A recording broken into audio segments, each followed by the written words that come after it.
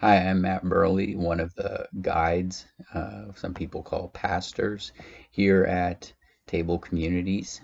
And I simply this morning wanted to give you an update on our giving through our benevolence fund this past month.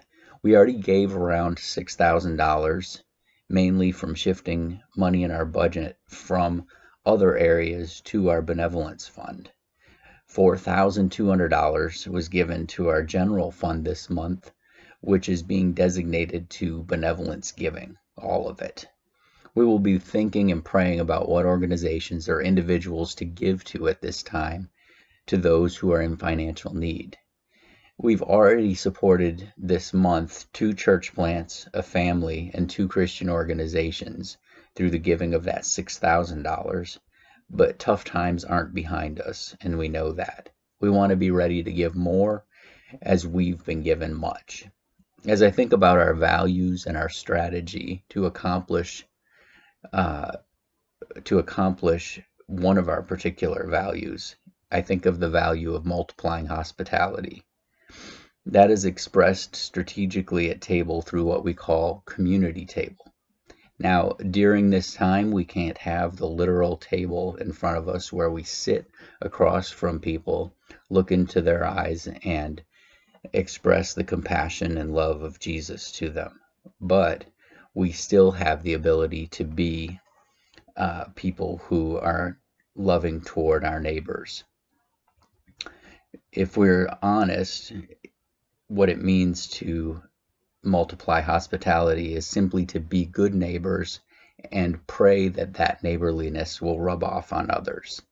Jesus was a good neighbor, and so should we be good neighbors. It's been encouraging to hear of the ways that some of you have been a blessing in extending hospitality to your neighbors in this past month, checking in on them, being of financial support to them.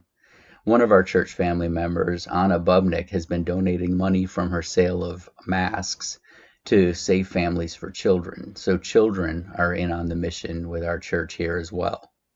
Another name for a church that embraces its mission is to call a church a mission outpost.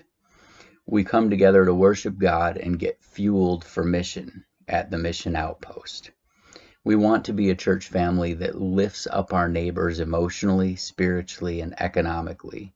We all need to be pointed to Jesus at this time. My prayer for us all this morning is that we get fueled for our mission at the mission outpost, at the Sunday Lord's Table gathering.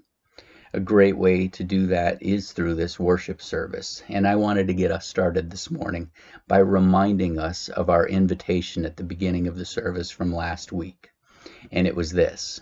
Jesus said in John chapter 11, verses 25 to 26, "I am the resurrection and the life.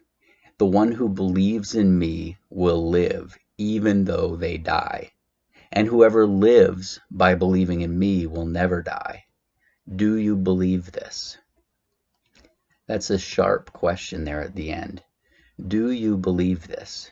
Jesus is not just giving the words of life, giving the words of truth, but he's asking the question so that we force ourselves to answer.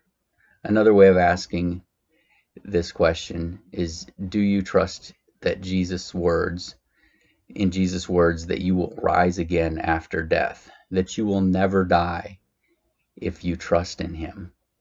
We don't answer this question, do you believe this, just once. We answer that question every day. We have to answer it regularly because doubt can sometimes just overtake us. We have to answer it regularly. And that's just the way it is this side of eternity. We don't celebrate doubt as some kind of great value, but we definitely acknowledge it, and without shame. Doubt is a natural thing in the human condition. I am echoing Jesus' question to all of us today.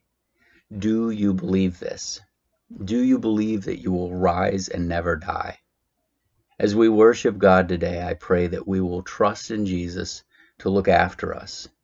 I pray that if you wake with doubts tomorrow, that God's mercy will be there for you to trust him all over again, each day and at times throughout the day. Again, doubts are natural, but we're not here to celebrate our doubts. We're here to call them out and to call out to the one who can be trusted. That is Jesus.